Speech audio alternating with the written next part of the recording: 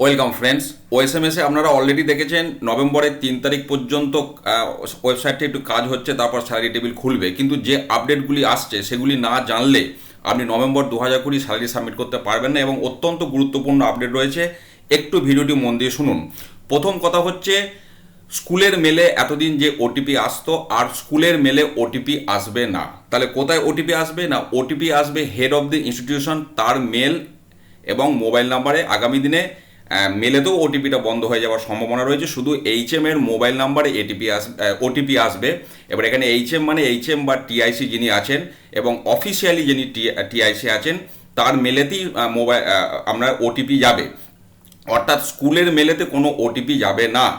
এবারে যদি head of the institution যিনি আছেন তার মেল আইডিটা চেঞ্জ করতে হয়, সেক্ষেত্রে আমরা যেটা জানি, মাস্টার ডিরেক্টরি ম্যানেজমেন্টের আন্ডারে edit employee profile after finalisation, সেখানে ক্লিক করে কন্ট্যাক্ট ডিটেলসে গিয়ে বিদ্যালয়ের প্রধান শিক্ষক বা টিআইসি যিনি আছেন তার মেল আইডিটি পরে আপডেট করে দেবেন। এবং এক্ষেত্রে একটি অপশন আনার চিন্তাভাবনা করা হয়েছে, যে ফার্স্ট টাইম ওই মেলেতে একটি লিঙ্ক হয়তো যাবে, সেখান থেকে ভ্যালিডেট করতে হবে যে মেলটা সঠিক আছে। যেমন অনেক ক্ষেত্রে আপনারা দেখেছেন এই ধরনের বিষয়গুলি থাকে। তো তাহলে প্রথম কাজ হচ্ছে বিদ্যালয়ের প্রধান শিক্ষকের মেলেতে এবার ওটিপি যাবে, এবং আগামী দিনে প্রধান শিক্ষকের মোবাইল নাম্বারে ওটিপি যাবে। প্রধান শিক্ষক মানে প্রধান শিক্ষক বা টিআইসি, এটা হলো গিয়ে প্রথম কথা।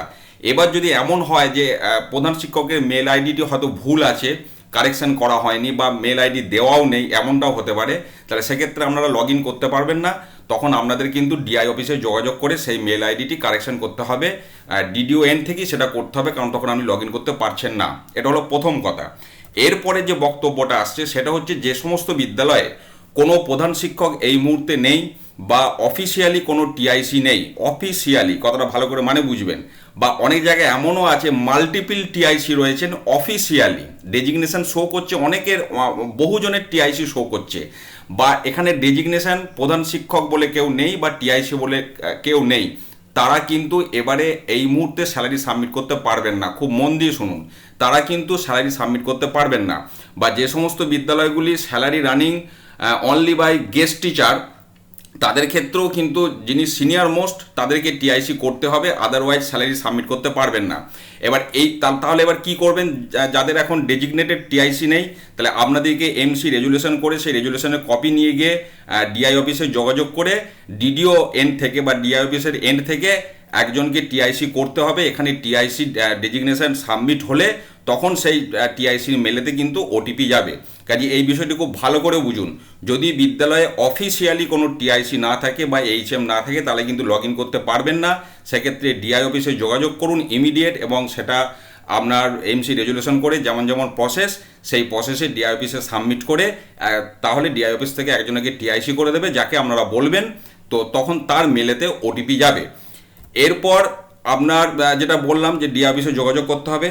এবার যখন লগ ইন আপনি করলেন, এত কিছু করার পর যখন স্যালারি জায়গাটা হিট করবেন, সাবমিট করতে যাবেন, তখন কিন্তু আপনাকে স্কুল ডিটেলস আপডেট করতে হবে।